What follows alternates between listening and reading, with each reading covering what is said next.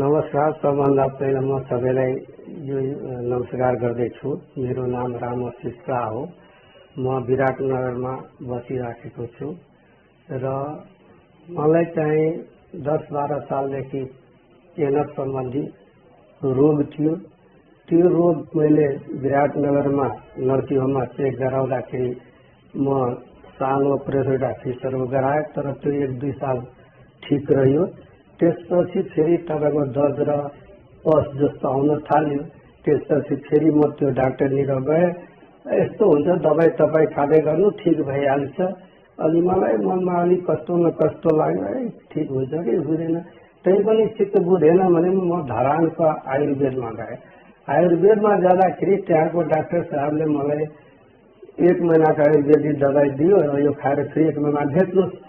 जब म त्यो दबाई खाएपछि मलाई त्यो 19-20 केही भएन। फेरि त्यस्तै 2-3 महिनामा हुन्थ्यो। फेरि स्लाइटली सानो दर्द हुन्थ्यो त्यस्तो।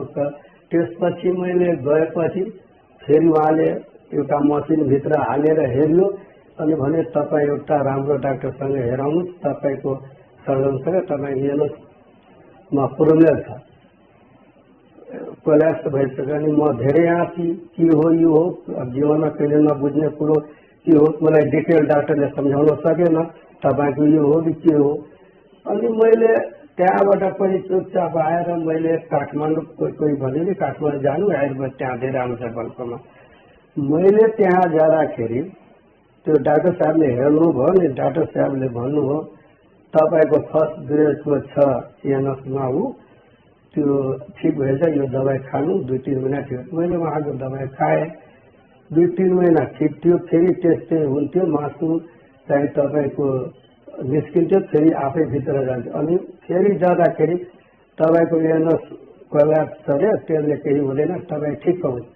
अनि मलाई चाहिँ अब एनस कोल्याप्स भने पनि मलाई डर लाग्यो कि यो एनस कोल्याप्स मतलब मास खराब भइहाल्छ, बिग्रिहाल्छ, भरे केही होला कि क्यान्सर जस्तो रोग लाग्ला कि। अनि उहाँ त्यहाँबाट मैले एकदम मन गएर केही नबोलिकन कोठामा आएँ। अनि राति खाना खाँदाखेरि मैले त्यो इन्टरनेट मोबाइलमा हेर्दाखेरि, फेसबुकमा हेर्दाखेरि यो यही सम्बन्धी रोग सम्बन्धी चाहिँ डाक्टर एसके विश्वास जयनगर भनेर लेखेर आयो।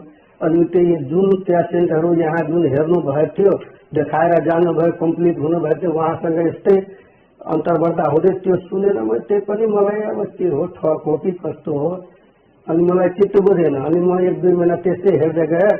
त्यसपछि यो क्लिनिकमा जुन पेसेन्टहरू हेराउँदाखेरि यही मोबाइलकै मार्फतबाट फेसबुककै मार्फत मैले यो एड्रेस पुरा पत्ता लगाएँ कि कहाँ रहेछ, कुन ठाउँमा रहेछ। अनि त्यही एड्रेसको आधारमा नम्बर पत्ता लगाएर म डाक्टर साहबलाई फोन गरेँ। अनि डाक्टर साहबले मलाई भन्नु ठीक है आप आ जाइए ऐसे ऐसे करके। तो डाक्टर साहब ने हमको लोकेशन पठाउनु भयो, म त्यही लोकेशन हेरेर आएँ। आउँदाखेरि डाक्टर साहबलाई हेराउँदाखेरि डाक्टर साहबले हेर्नुभयो। त्यतिखेरसम्म पनि मलाई अब मनमा कस्तो हुन्छ, ठिक हुन्छ कि हुँदैन, यस्तो सर्जन ठुलो डाक्टर जति उनको काठमाडौँको हेर्नुभयो, विराटजी हेर्नुभयो, अब यो कस्तो डाक्टर हो कस्तो हो। त्यही पनि म ठिकै छ, एकचोटि म एकदम विश्वास गरेर आएँ। डाक्टर साहबले हेर्नुभयो, हेर्ने बित्तिकै फेरि मसिनद्वारा हेर्नुभयो भने आपको तपाईँलाई इन्टरनेसनल फाइल्स छ र अब मासिकल वही एनस सम्बन्धी रोग छ। अनि मैले डाक्टर साहब के ठिक हुन्छ कि हुँदैन, हम गारन्टी लिन्छु तपाईँलाई ठिक भइहाल्छ। अनि मैले त्यो दिन हेरेर त्यही पनि मनमा सङ्कोच हुँदै थियो। अनि गएँ। अनि 3 दिनपछि फेरि आएँ। अनि डाक्टर साहबले त्यसमा मेडिसिन दबाईहरू लगाएर मलाई गरियो। गर्दाखेरि त्यतिखेर पनि मलाई मनमा कस्तो न कस्तो के हुन्छ, भित्र झन् अरू के बिगारिदिन्छ कि के हुन्छ, मलाई चिन्तित थिएँ। त चिन्तित हुँदा पनि अर्कोचोटि आउँदाखेरि मलाई सन्तुष्ट भयो कि सायद यो ठिक हुन्छ जस्तो लाग्छ। त्यस्तै क्रममा इलाज गर्दाखेरि अहिलेसम्ममा पूर्ण रूपले ठीक भइसके छु र डाक्टर साहबको कृपा हो मेरो माथि र म पनि धेरै विश्वास गरेँ। अब तपाईहरुलाई यही भन्छु, जुन साथीभाइहरूले यो जुन हेरिराख्नु भएको होला, हेर्न सम्बन्धी अथवा मलद्वार सम्बन्धी कुनै प्रकारको रोग छ भने तपाईहरु कहीँ न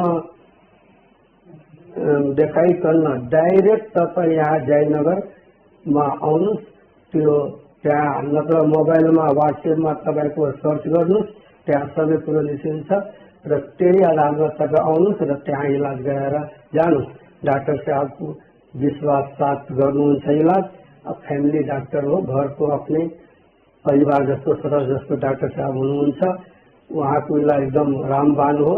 तपाईहरुलाई लेखेर पनि ग्यारेन्टी साथ छ। एकचोटि दिएपछि तपाईको जिन्दगीमा केही भयो भने त्यही पैसामा डाक्टर साहबले इलाज गर्नुहुन्छ र डाक्टर साहबको नाम एसके विश्वास हो र काम पनि त्यस्तै हो उहाँको।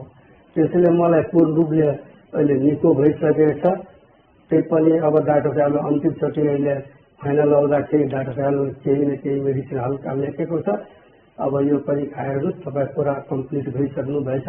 त्यसैले म सबै यो जुन भिडियो हेर्नु भएको सबै साथीभाइहरूलाई भन्छु कि तपाईहरु यो सम्बन्धी रोगमा ग्रस्त हुनुहुन्छ भने कहीँ न अल्मलिकन डाइरेक्ट तपाईँ जयनगर आएर डाक्टर साहबसँग हेर्नुहोस्। म यही कुरा भनेर